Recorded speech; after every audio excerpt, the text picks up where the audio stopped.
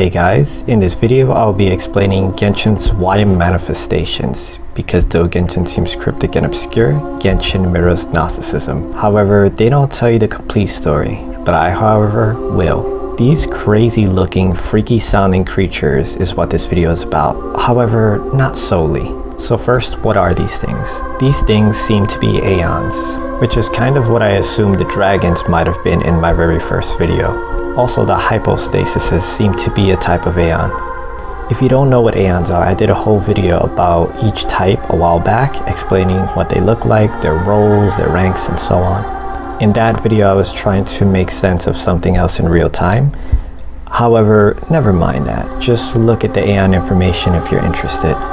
But in short, in modern versions of that religion, all types of Aeons got boxed together, and you likely know them as angels today.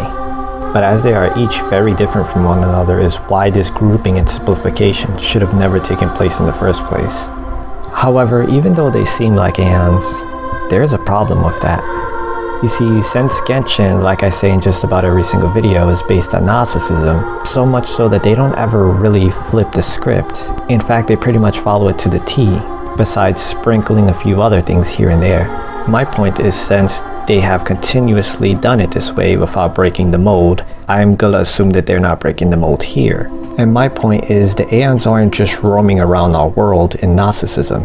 Also, if they were, since they come from the Pleroma, the realm of light, just like we the Traveler do, they would be considered descenders. But there are only supposed to be 4 of us. So Aeons shouldn't just be walking around openly like how they're supposed to look, or they would be exposed and targeted. And like I said, at least labeled a descender, which they are not. Also, like I said, that conflicts with the Gnostic story because Aeons aren't supposed to do that. However, like I said in a past video, the Paimon Explained video, Aeons did come down to aid Sophia, aka Paimon, on her quest to save the whole world and all its people. However, they are just hidden whispers and ripples. They are unseen hands pushing and pulling, guiding you, illuminating your path. So though countless Aeons came down to help Sophia, aka Paimon, in her task to freeing all humans, they weren't ever discovered and labeled as descenders because they were never discovered as what they truly are. Therefore, if something clear as day looks like an Aeon and acts like one, even the eerie sound of horns and trumpets are sound to make their presence known, then that is not actually an Aeon, which then deepens this mystery. Not just because what really are these things? No, not that. We know that these are simply manifestations of the Wayob. The real question is who or what the Wayob, and how exactly do they even know what an Aeon is and how they look? This knowledge is only known outside of this realm, outside of this domain we call Tevat. Everything outside of the creation of the Primordial One is forbidden knowledge. So how does this Wayob have this information to begin with? Let me explain.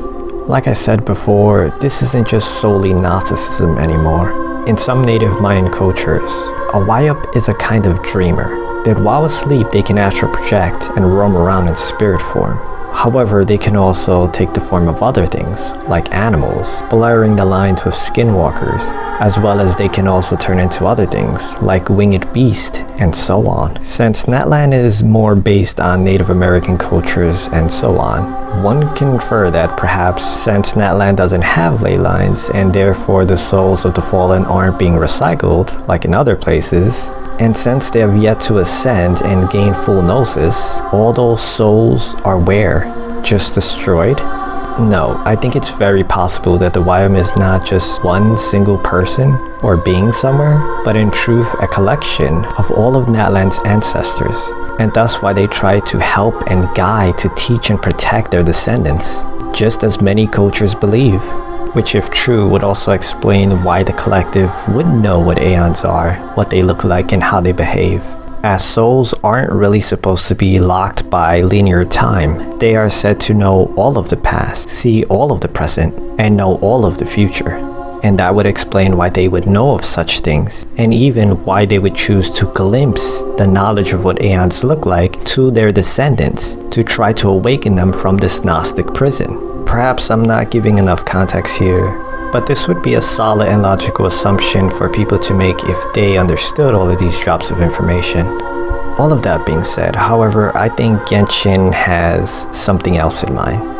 I think Kalabina is actually the Wayob herself. Does this also mean that she's possibly the collection of all of Natlan's fallen ancestors manifested anew?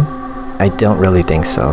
However, perhaps she can tap into them and see what others can't, and hear what others fail to.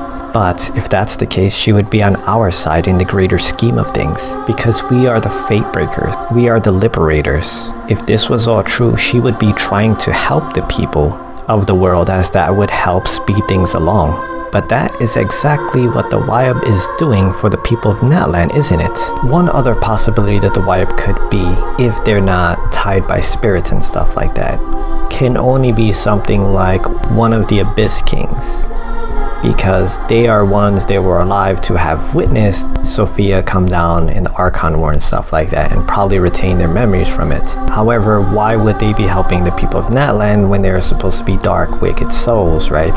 However, one of them actually had chose to show sympathy and mercy to mankind at one point.